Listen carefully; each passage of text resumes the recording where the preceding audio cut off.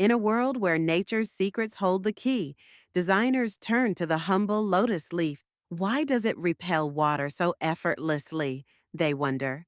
Inspired, they create self cleaning surfaces, revolutionizing urban architecture. Elsewhere, engineers study the kingfisher's beak, crafting silent trains that glide through tunnels without a whisper. Nature's design is flawless. They marvel.